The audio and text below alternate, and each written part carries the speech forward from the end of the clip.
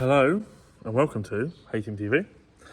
Now, I said at the end of the last video I would do a bit of a special on talking about basically the Heston baler knotter. So that's what I'm going to get into in a second. If you haven't yet done so, please hit the subscribe, give us a thumbs up. That would be most appreciated. Right, here's our new knots. There's going to be a bit of me flipping camera around different ways in a minute. Before I just get some of this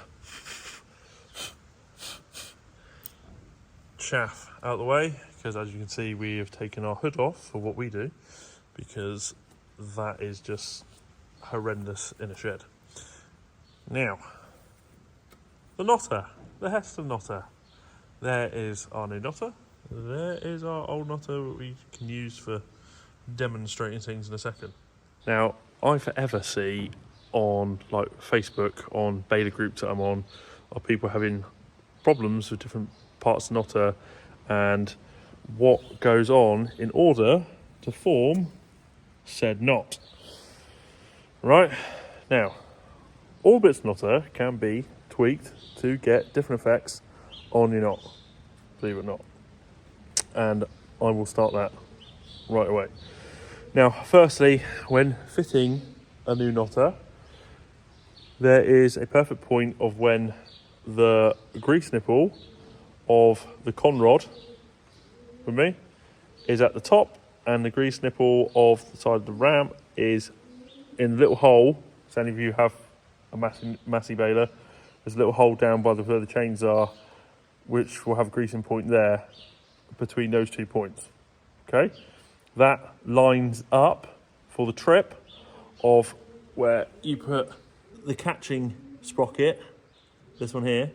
Now in that sprocket there is a plate of a metal plate that when the trip goes, as that comes round, it hits the right point, and when it hits that point, your knotter rotates in the timing, perfect timing. I'm climbing over things now, for the bar that comes straight off the gearbox, comes round and hits this breaking point, which that then snaps your shear bolt, which then saves things going horrendously wrong. Are you with me so far? Now we come back to the knotter, because that's sort of like the basics of that bit. If you want to keep looking around, because like I'm not going to show you that bit. I just balanced on bits. Right, now here we go. It's probably 8th or 9th wonder of the world. How someone actually came up with this in their head years and years ago, it absolutely baffles me, and especially if I look into a welder knotter, that really does baffle me. And we used to have welder baler as well. So, and if you guys like this video, let me know at the end, and if you want to see a welder knotter and that one explained, I will go and see a friend of mine called AV Engineering, and he's got a welder knotter up there, and so is my cousin, so I can go look at that one as well. Now, as your timing point hits, that trips the mechanism, trips the timing sprocket. The timing sprocket then sends all this around. Brake keeps everything from not moving ridiculously fast and smashing things into a million pieces. Now, if I show, so I'm going to go from this knotter to the other knotter like continuously. Right, firstly we have this driving gear and one down here, which is triggered by the shaped points on the side of those cast 2 timing drives. So, right, this one, let's get this one done first. This one rotates, sends the worm drive, sends the sprocket, which turns the plate that grips the string. Okay, the one on the back, which is, if you can see in there, that one catches the second point, turns the bill hook. The bill hook, if you give me a second, over on this one, will turn to the back. That's the bill hook. So I need a second to show this. Here is the billet open. So, as all this happens, the billet will twist, the billet will open, it will catch both pieces of string, pull it, twist it into a knot like so, got it. That will slide onto the end of the billock, which the billock will close. If I don't know if you guys can see this, if I get my thumb in there, the bill hook should snap shut because you've got the spring plate behind, which I'll get to in a minute. Then the half moon plate down here, the cleaning plate, that plate will rotate 360 and knock the string, or the string that's tied, off the billock. Okay, still with me? Because we're just starting. Now, different problems that happen. I'm going to start with this problem first.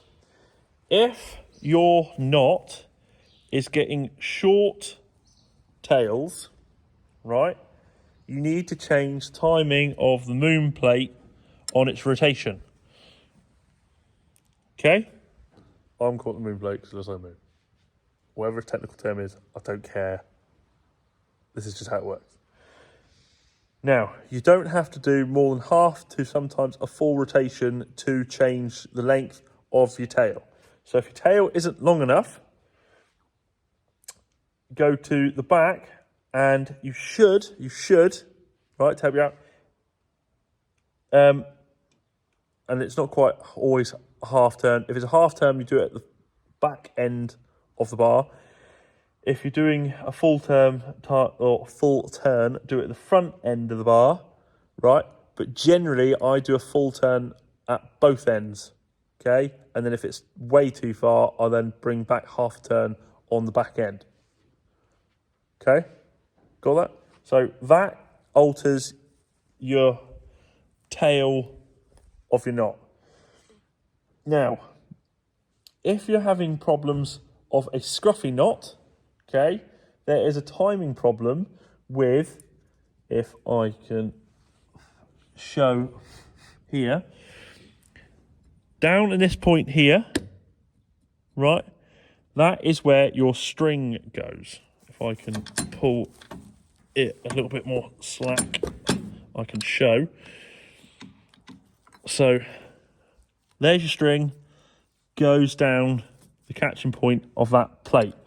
That plate has little half circles cut out on it on 4 different sides, right? Now, if you have, I don't know if you can notice on camera, right? My left-hand knotter is slightly showing more circle than the right. Now, the meaning of this is just because the bloody knotters are made exactly the same doesn't mean they always operate exactly the same, and sometimes you have to tweak them a little bit special, a little bit different to get what you want. Okay? Now, trust me on this, because these knotters, if you buy an entire knotter, are supposed to come pre-timed. This one, it was a lie, it didn't. So these 2 plates were way out. The half circle was back almost in line with my finger there, right? Which meant the string was going in, catching the knot, or catching the string, sending it round, and because it wasn't in that little half circle, we were getting messy knots because the baler isn't, or the knotter isn't releasing the string. Okay? It needs to go into the little half moon. Now, hopefully you can see enough of it in there, of that little half circle. This one's showing a bit more than that one. That one's not quite as much. Both knotters are happy. If you want to alter these, if they're way out, you need to take off this sprocket, right, this little gear here. It'll be on a tapered pin, right, which means you can't knock it either way you want. I found in the past that usually one end will be showing slightly proud. You want to knock it back out that way. Some people might argue that that doesn't happen, but I've remember bending quite a few pins in this because apparently it's going the wrong way.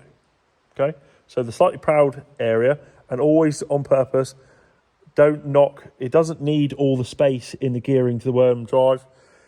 So just leave 1/2 mil just showing, so you'd always know that that's the way the pin's got to come back out. Okay? Now, if we get into that, so if you need to move that a long way, you want to pop that gear off, which then you can drop these plates at the back here down, and you can rotate it and then pop your gear back down onto the worm drive, meeting the hole. Okay? If you want to alter that just a tad, which this is something I actually learned the other day with Alex Vincent Engineering. Alex, big shout out to you, because I didn't actually know this bit. And they're not the easiest things to strip down, so it actually saved us the job.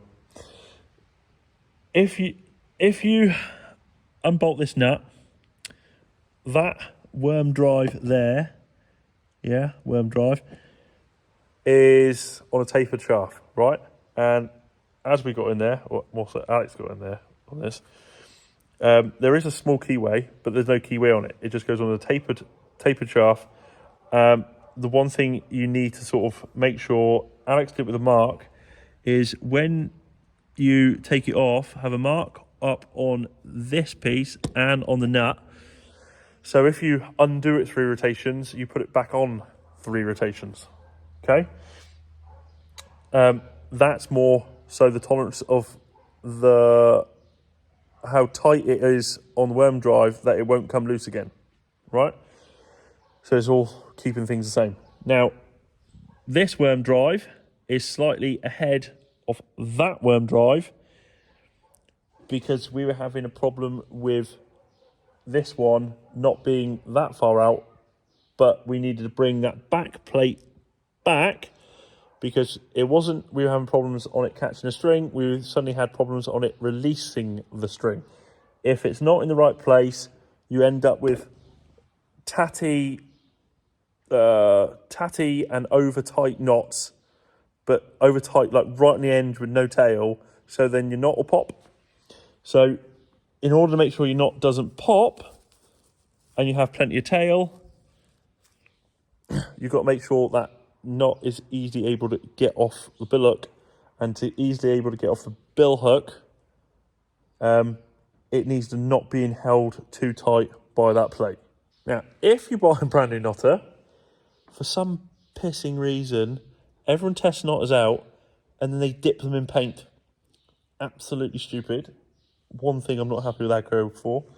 So, Agco dipped this bloody thing in paint. So, something we had to do is get a bit of emery paper and clean the knives off. So we had knives covered in paint so they wouldn't cut. So they were ripping string rather than cutting string. Knives, usually pretty simple and fairly simple to replace. If you ever need to replace a knife, it's pretty self-explanatory, and you can bring the knotter and rotate it up here so you can actually work on it easy. If you are having a problem also on how your string is getting held, right, held in this back corner, so we'll come over to my trusty friend over this side, right, you have these 2 loose plates on this shaft with the half circles cut out of it, and then you have what I call the comb over on this side here. Now that comb there is held by this flat spring up here, and as you tighten that spring, you obviously add tension to the comb, pressing a string into the plated shaft, the shaft with 3 circular plates with the half moved. God, this is. I never thought this would be quite so hard to talk about. In my brain, I get it. Talking about it is a totally different thing. Now, that half comb is obviously got 3 combs clamping in. The bolt, if that's ever got to be replaced, is under here. If you can see, I don't think you can see, 1 second.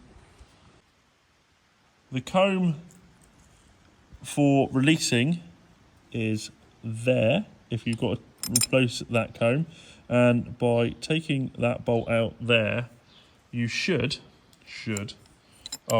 taking that bolt out there, that little sprocket off, you can drop that piece down, those two pop out, but then you can slide that one in quite easily, bolt him in, and then put it all back together, okay? But there's not enough room in there to get him in properly without being able to just slide that down a bit. That, if you have your string, right, which comes over the back here, right, because he goes over there and through in. If that string's slipping, you need to add tightness to that spring there, which then presses against comb here, and hey presto, that holds your string. And it always holds the end, because that's where your tails or your offcut tails, these come from, because when it releases that bit there. Now, oh, and that's a piece of metal that got bent in when this bit of metal went through this, which I'll explain in a minute. If you have knots that aren't being pulled tight enough, you need to adjust this nut over here on this one over here. I will show you because it's in the right sort of angle. This nut here, which presses on another sprung plate there, which adds tension to your bill hook. Okay, so not enough tension on the bill hook, it just becomes sort of floppy with what it's doing. Too much, it doesn't grab properly and it sort of snaps at the string and you can break the top piece of the bill hook. Right, so that's that piece there. And that is as basically as complicated, simple as it is. Right, so you can alter, because I see all the time people having little problems with knots and stuff. So that's sort of the basics. If you just tweak little things and play around, you can sort your knots out fairly simply, right? It's actually kind of cool actually having a full new knotter on now, because we can like have plays around on that one. And obviously, as we found with worm drive, find out things that we didn't know before, because I always thought the worm drive was keywayed and stuck and you didn't really alter it. Now I found that to do, minuscule timing changes, you can just adjust it slightly, which is really useful to know. But you have to make sure you tighten that worm drive back up just as you took it off, else that's going to come loose and then you're going to have serious problems. The old knotter here. So this knotter has done. I might tell you how many bells on it. But we had a piece of metal go up through on which knotter? That one, and broke off the side of the cast plate here. Back of this sprocket here, there's a great big chunk missing out of it, where we had a piece of metal somehow get up through there and break that all apart. Now, because this is one of the only things that we haven't replaced on the baler, we decided to put in a full new one just on the sheer volume of bales we put through here. Also, because of the amount of bales this one's done, the shaft, right, is also bent. Okay, we've done that much, he's bent. But even though he's been bent, he's still been working. And that's what I'm saying about all the little adjustments you can do to knotters, because he's been adjusted multiple times to basically catch knots. So when we put this one in, one other thing I haven't even got to yet, the needle.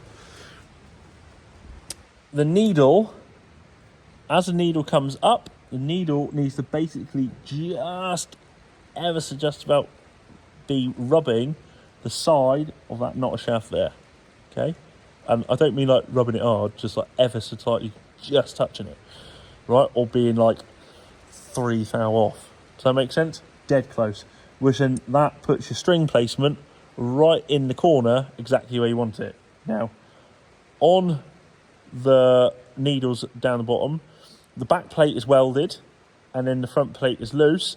So basically you undo one and do up the other to ever so slightly move your needle angle, okay? And you can make it, and you can sort of wiggle him so he comes closer or further away as well. Oh, nearly forgot to do the needles, didn't I? So that puts your string placement in. Now we had to do that as well because that needle was set up for our other knotter, which was bent in that point on that side. You can see that by, there's the brake, here's the brake, this is the bent side, oh, this is the bent side, okay, where the brake is, and yet it is still performed making bales, okay? So I think that is basically everything to explain, right? Now, I've seen things of people really pissed off with Massy balers, Heston balers, and really you shouldn't be. If your baler is not performing, it is not set up right. This one has done well into 7 figures so far. It is pumping them out every day.